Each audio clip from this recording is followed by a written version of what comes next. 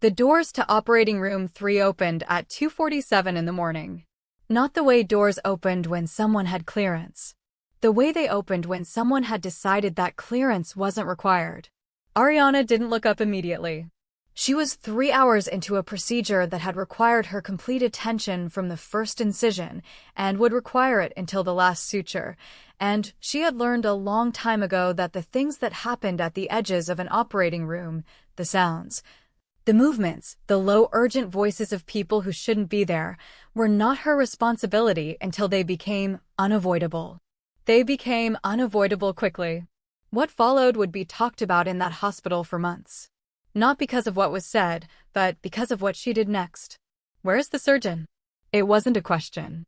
It was the kind of statement that expected the room to reorganize itself in response. "I need to speak to whoever is operating on my brother." The room went still in the specific way that operating rooms went still when something had entered them that didn't belong. Her scrub tech looked at her. Her anesthesiologist looked at her. Nobody moved. Ariana looked up. The woman standing inside the operating room doors was Korean, late 30s, in clothes that had not been bought near a hospital. She had the particular posture of someone who had never in her life been told that a room wasn't hers to walk into. Behind her, 2 members of hospital security were doing the thing security did when they had already lost, trailing, apologizing, explaining that this area was restricted. The woman was not listening to them. Her eyes found Ariana across the table.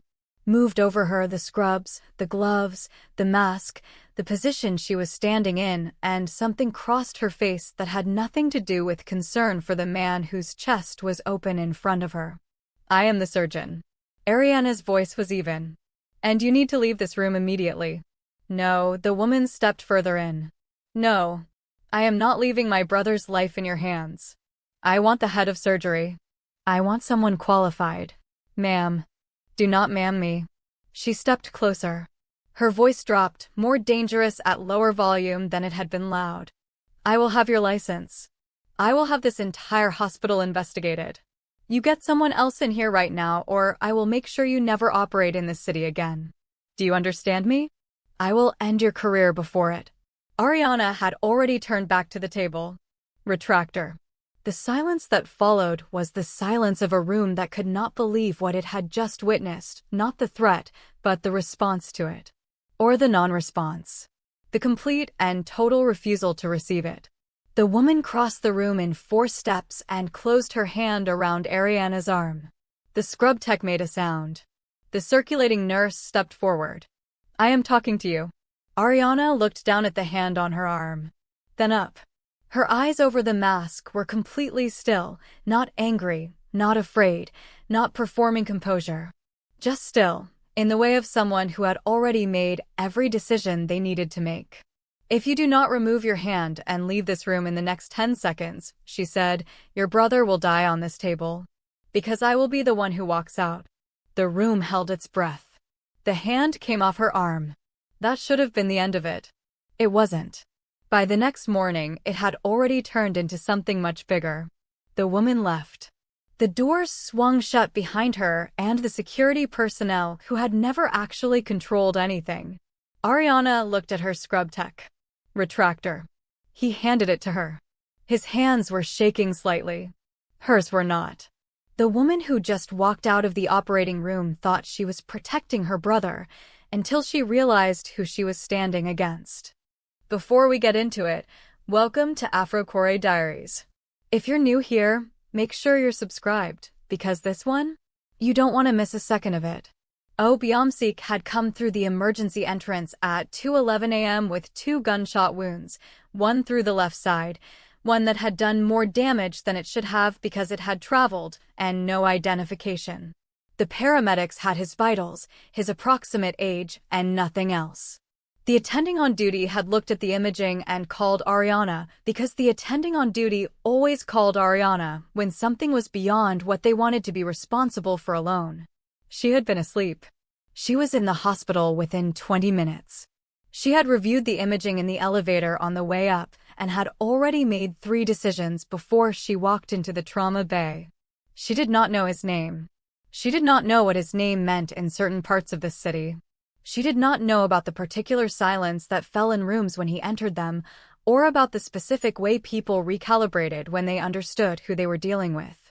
She knew his blood pressure, his heart rate, the location and trajectory of the damage inside his body, and what she needed to do about it. That was enough.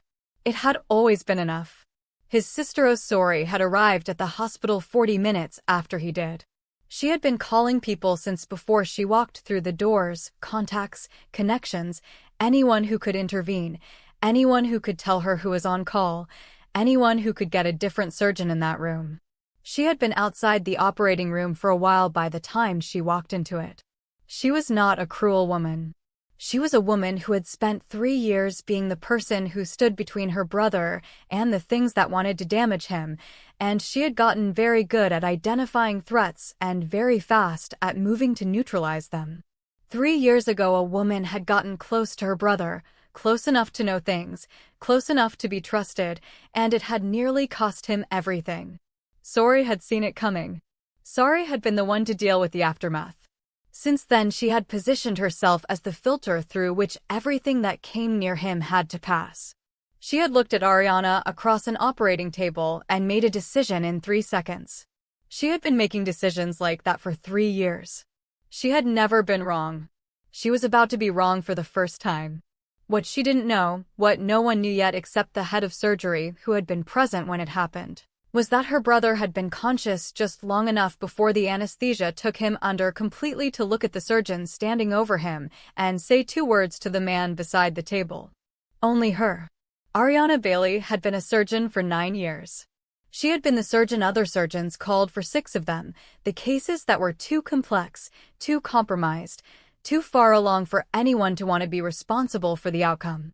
She had a reputation that existed in the specific quiet way that real reputations existed, not in press releases or award ceremonies, but in the way people in that building said her name when something mattered.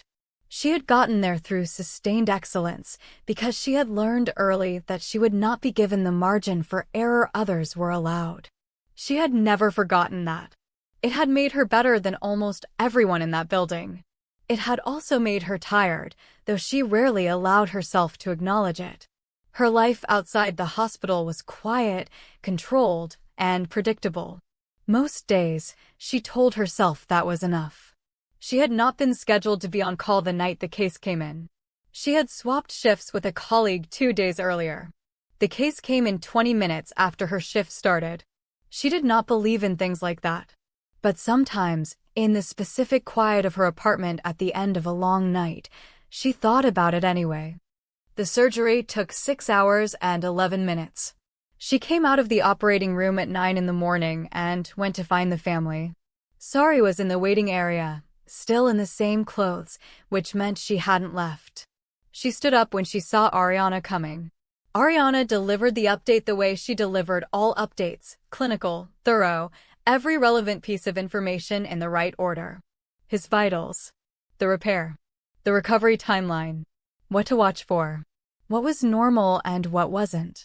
Sari listened to all of it with an expression that moved between relief and something else, something complicated, something that hadn't resolved itself yet. When Ariana finished, she turned to go. Sari started. Ariana kept walking. She had patients to check on. She had a full day ahead of her. She had filed Osori in the category of things she had already handled and moved past, and she did not have the bandwidth to reopen that file right now. The next morning, she was called into the chief's office.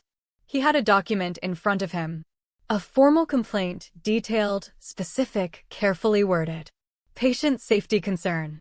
Conduct during a high-pressure procedure. The language of someone who knew exactly which words triggered which processes. Ariana sat across from him and read it. Then she set it down. Her brother is alive because of me, she said. What exactly are we investigating? The chief didn't have a good answer. He was a decent man in an impossible position, and he knew it. But the complaint had been filed through the correct channels, and it had to be logged and reviewed, and he told her this with the apologetic tone of someone who understood that the system he was operating within was doing something unjust and couldn't stop it. The complaint went on her record. What Ariana didn't know was that this was only the beginning of what that decision would cost her. She walked out of that office and went straight to her first patient of the day. She did not stop moving for the next 11 hours. She did not let anyone see what that had cost her.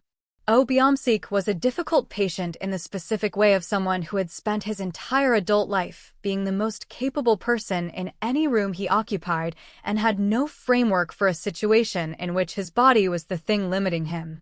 He didn't complain. He didn't make demands. He asked questions, precise, specific, the questions of someone who needed to understand exactly what was happening before he could accept it. Ariana answered them. All of them.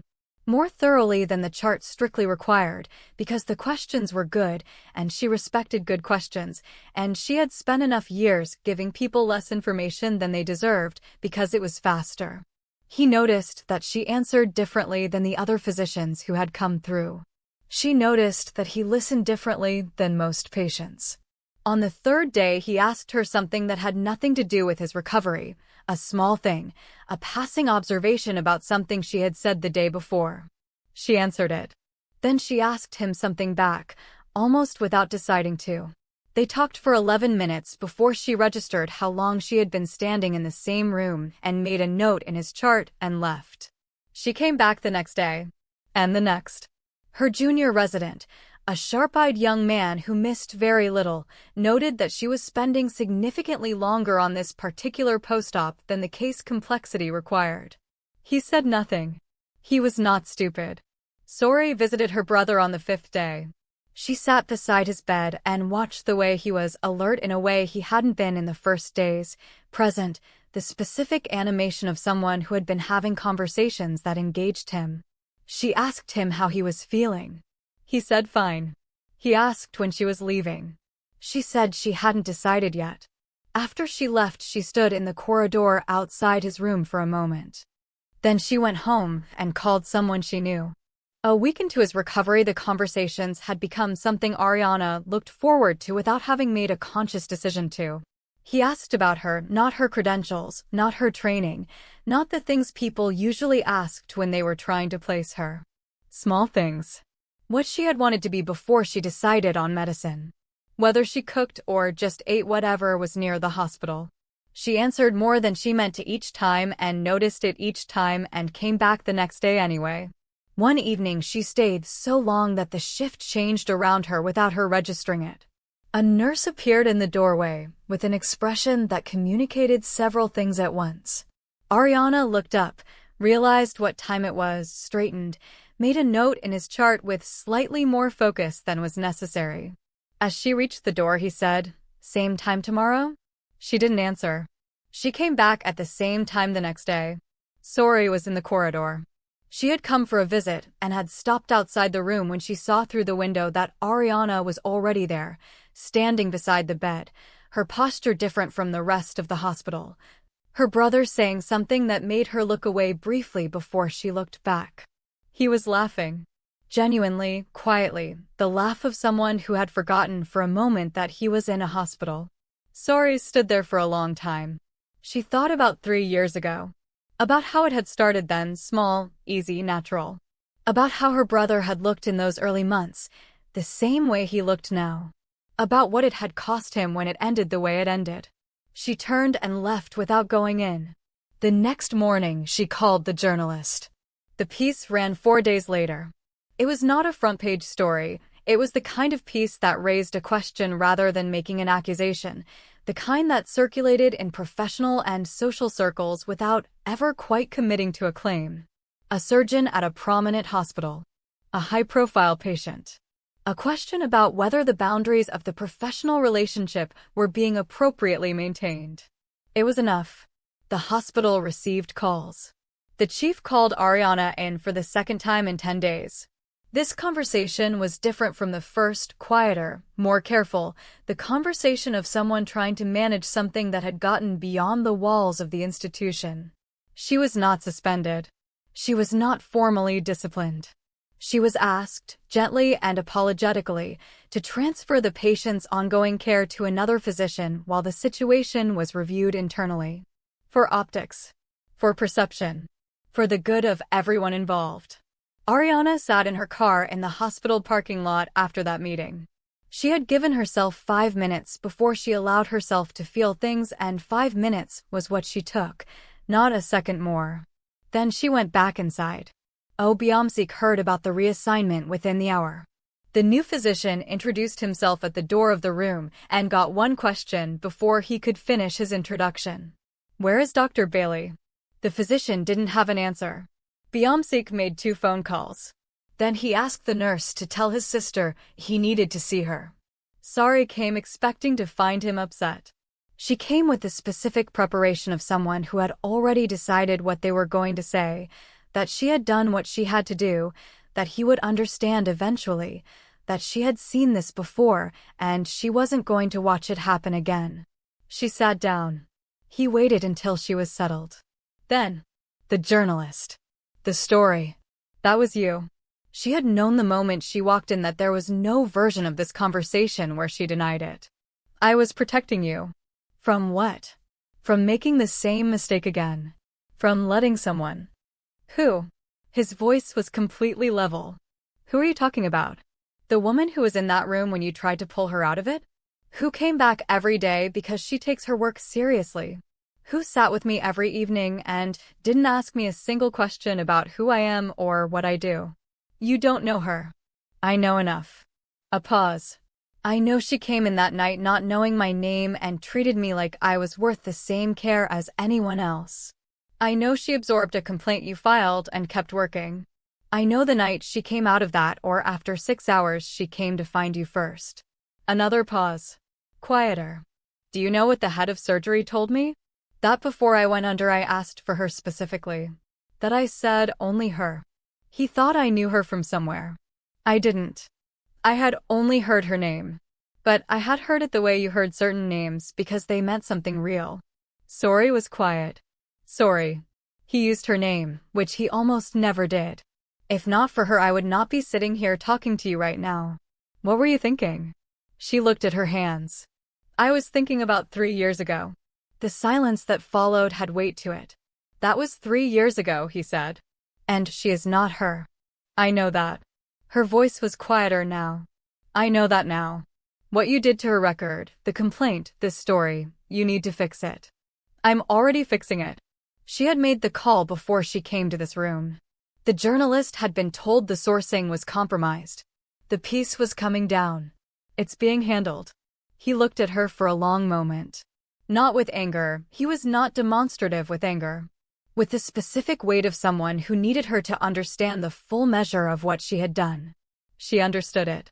She had understood it before she walked into this room. That was why this was the hardest conversation she had been in for a long time. Ariana was in her office the following afternoon, charts open, the specific focused quiet of someone who had returned to work as the most reliable form of stability available to them, when she looked up and saw Sori in the doorway. She looked at her for a moment. Then she went back to the chart. I'm not going to pretend I don't know why you're here, she said. Come in or don't. Sori came in. She stood, which was the right instinct, the only posture appropriate for what she was about to do. I owe you an apology. Ariana waited. What I did, the complaint, the journalist, it was wrong. I knew it was wrong when I did it, and I did it anyway because I had a reason. A pause. The reason wasn't good enough. What was the reason? Sori told her. 3 years ago. The woman who had gotten close to her brother. What it had cost him. What Sari had had to do in the aftermath. How she had spent every day since then making sure she could see things coming before they arrived. Ariana listened to all of it without interrupting. When Sori finished, Ariana was quiet for a moment. Then, is that also why you walked into my operating room? Sari met her eyes. Something moved across her face, not quite guilt, something more complicated than that. She said, I wanted the best for my brother. That's all. Ariana received that for what it was. Not the whole truth. Not a lie either. The truth that Sari was capable of saying out loud right now, which was not the same as the whole truth but was something. Your brother almost died on that table, Ariana said. Her voice was quiet and completely even. I was in that room for 6 hours. I came out not knowing if he was going to make it through the night. And the next morning I was in the chief's office reading a complaint you had filed. A pause. I don't need you to like me. I don't need your approval of whatever is or isn't happening between your brother and me. But I need you to understand that what I do in that OR has nothing to do with anything else. Ever. I understand that now.